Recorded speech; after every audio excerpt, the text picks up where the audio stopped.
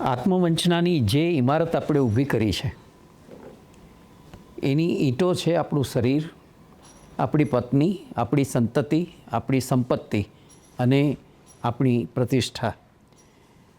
પણ આ બધા અસતના સૈન્યો છે. એ આપણને ખરેખર કોઈ સંજોગોમાં તસ્કર એવા તક્ષકથી બચાવવા માટે સમર્થ નથી. એ ક્યાંય કામ આવવાના નથી. તો સુખદેવજી આપણને જણાવવા માગે છે કે જ્યાં જીવનની અવધિ જ ટૂંકી પડે છે ત્યારે હવે આપણે કરવાનું શું? તો સુખદેવજી દ્વારા આપણને માર્ગદર્શન અપાય છે કે જૂના જગતનું શ્રાદ્ધ કરી નાખો, નવા જગતમાં જન્મ લો. એનો અર્થ શું થાય? આવું જે કહે છે એનો અર્થ એ છે કે તમે ઘરના મટીને ઈશ્વરના થાઓ. વિષયોમાંથી મન અને ઇન્દ્રિયોને પાછી ખેંચીને તમે સર્વાત્મામાં એને જોડી આપો, એને પરોવો. એનો અર્થ એ થાય કે દેહ સાથે આપણા સંકળાયેલા જે સુખ દુઃખ છે એની નિરર્થકતા સમજી લેવી અને એની સ્પૃહા છે એને ત્યજી દેવી. બીજું સરસ એમાંથી જે વાત સ્ફુરિત થાય છે તે એ છે કે ગૃહાત પ્રવજિત. તમે ગૃહમાંથી પ્રવજ્યા લઈ લો. તો આ ગૃહ શું છે? આ ગૃહ એ બીજું કશું જ નથી, આપણી અને વિરાટ સ્વરૂપની વચ્ચેની દિવાલ છે. આ ગૃહ એટલે આપણી ભૌતિક, નૈતિક, વૈચારિક અને આધ્યાત્મિક સંકુચિતતાઓની દિવાલ. એને આપણે ગૃહ કહીએ છીએ. સુખદેવજી જણાવે છે ભાગવતની અંદર કે આ ગૃહમાંથી તમે પ્રવજ્યા લઈ લો. એનો અર્થ એ છે કે તમે તમારી સંકુચિતતાઓ છે તે બધી છોડી દો. તો છોડીને જવાનું ક્યાં? આપણો પ્રશ્ન એ હોય કે તો છોડીને જવાનું ક્યાં? તો એનો ઉત્તર સરસ રીતે અપાયો છે ભાગવતમાં અને કહે છે કે તમારા મનને ધીથી ઈશના સ્વરૂપમાં ધારણ કરો. આ ધી એટલે શું? ધીનો સાદો સીધો અર્થ છે બુદ્ધિ. પણ કેવી બુદ્ધિ? પ્રાજ્ઞ બુદ્ધિ, વિવેકયુક્ત બુદ્ધિ, ચૈતન્યમય બુદ્ધિ. મતલબ કે હવે તમારે શું કરવાનું છે? તો કહે છે કે સર્વત્ર હરિનું દર્શન કરવાનું છે. આ હરિ છે ક્યાં? તો ભાગવતકાર કહે છે સમગ્ર બ્રહ્માંડમાં છે.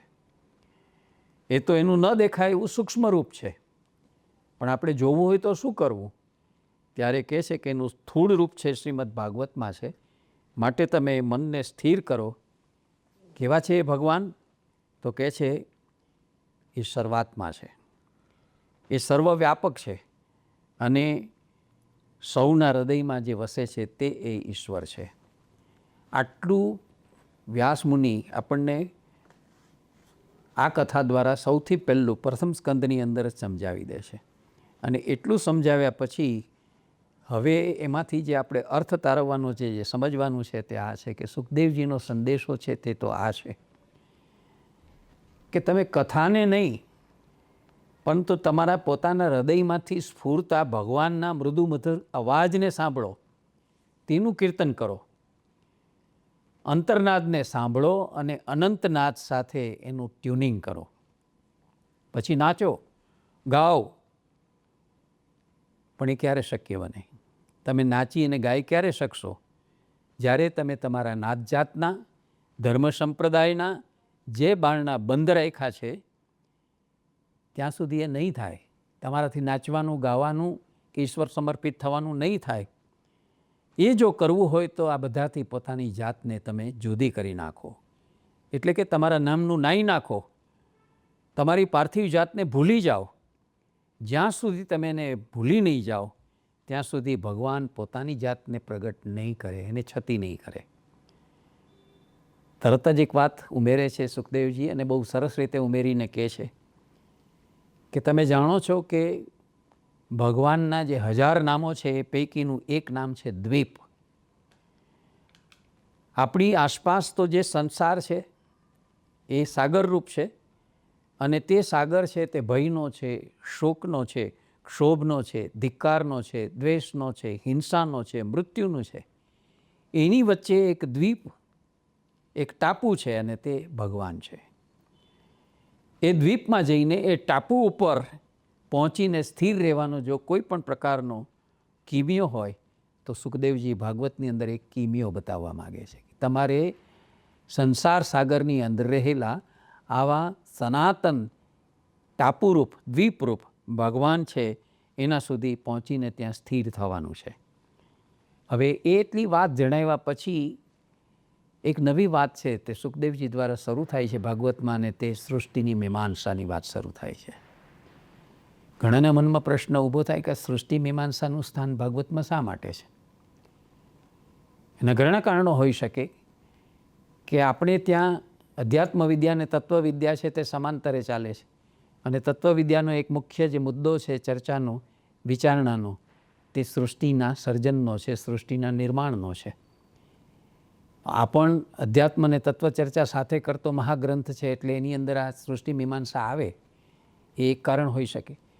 બીજું કારણ એ છે કે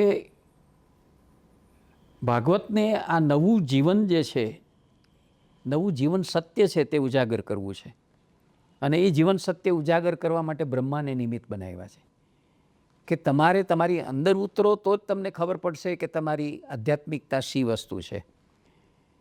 બ્રહ્માજીએ પોતે પોતાની અંદર ઉતરીને પોતાનું જીવન ધર્મ અને જીવન કર્મ જે રીતે સમજ્યા, એવી રીતે સૌએ પોતાની અંદર ઉતરીને પોતાનું ધર્મ અને કર્મ છે તે સમજવાનું છે. તો બ્રહ્માજીએ કેવી રીતે સૃષ્ટિનું સર્જન કર્યું, એને સમજાયું કે પોતાનું જીવન કર્તવ્ય છે તે સૃષ્ટિનું સર્જન કરવાનું છે. પ્રભુનો એ આદેશ છે, અને પ્રભુ એટલા માટે તો એમનું પ્રાગટ્ય કર્યું છે. તો આ સૃષ્ટિ મીમાંસા એના દ્વારા શરૂ થાય છે, સૃષ્ટિના સર્જનની આખી વાત. પછી પાછું ભાગવત એ પુરાણ છે, ને પુરાણ છે તે સર્ગ અને વિસર્ગની વાતથી તો આગળ વધે. તો બ્રહ્માજી દ્વારા બે પ્રકારના બે આખા સ્કંદ એના માટે ફળવાયા છે. ત્રીજો અને ચોથો સ્કંદ છે તે સર્ગ અને વિસર્ગનો. તો બ્રહ્માજીએ કેવી રીતે મૈથુન વગર જે સૃષ્ટિ પેદા કરી એની વાત સર્ગમાં છે, સર્ગ સ્કંદમાં છે, અને મૈથુનની સૃષ્ટિ કેવી રીતે પેદા કરી તેની વાત છે તે પછીના વિસર્ગ સર્ગમાં છે.